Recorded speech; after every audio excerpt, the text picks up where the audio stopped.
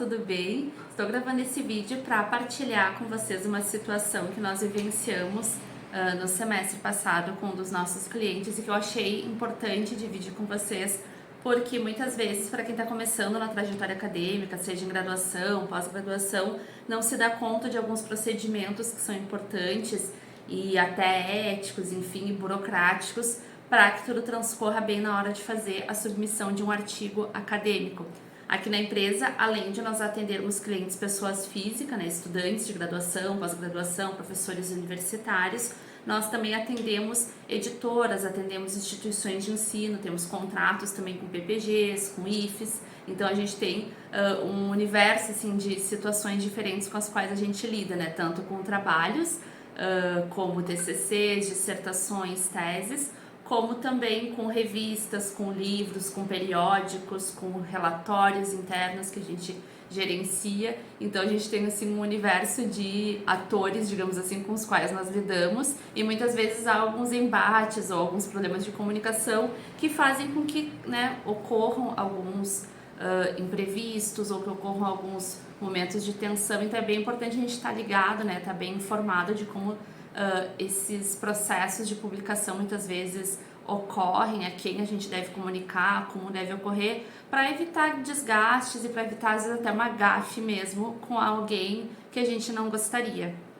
No semestre passado a gente acompanhou um caso de uma autora, ela foi uma estudante de pós-graduação, de especialização, que fez um artigo no âmbito de uma disciplina e depois submeteu esse artigo para publicação para uma revista.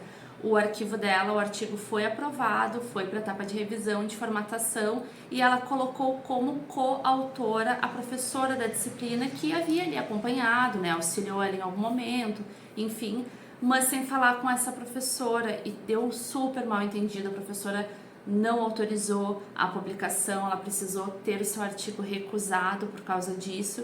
Então, cuidem muito isso, né? Por mais que a gente entenda que é algo muito bom convidar alguém para ser coautor de um trabalho nosso, é legal partilhar experiências, é legal escrever junto, pesquisar junto, né? Quando a gente está na graduação ou na pós-graduação, a gente sempre tem que informar principalmente os professores, porque tem uma série de outras questões que às vezes a gente não se dá conta, né? Às vezes um professor ele dá uma disciplina, mas aquela disciplina não necessariamente se relaciona com o objeto de estudo dele, com o objeto de pesquisa, com os autores aos quais ele se vincula, em relação aos quais ele é especialista. Então muitas vezes ele não vai querer que aquilo esteja no currículo dele, ou muitas vezes também essa questão de colocar o nome, né, de atribuir a autoria, tem uma compreensão muito grande, muito distinta assim entre as pessoas, né? Por exemplo, tem orientadores que querem que seus orientandos publiquem coautoria com eles, outros orientadores entendem que não, que a orientação é um processo, a autoria é outra, que o orientando deve publicar sozinho.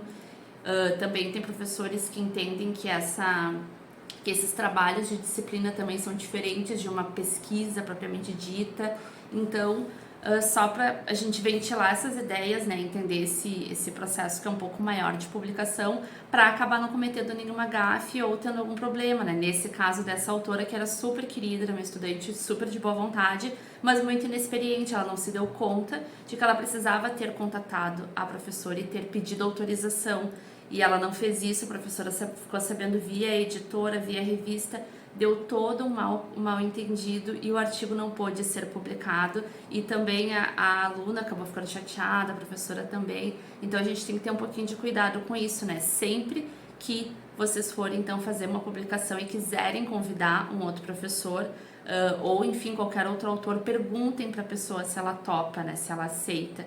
E também até por essa questão, né, tem muitos alunos que fazem isso como uma estratégia às vezes, né? Tipo, eu quero publicar na revista tal, mas essa revista só aceita doutores, então eu vou convidar alguém que é doutor para colocar o nome e publicar junto comigo, né? Mas tem até uma questão de ética aí, né? Se a pessoa não escreveu de fato conosco o trabalho, ela pode ser uma autora de fato.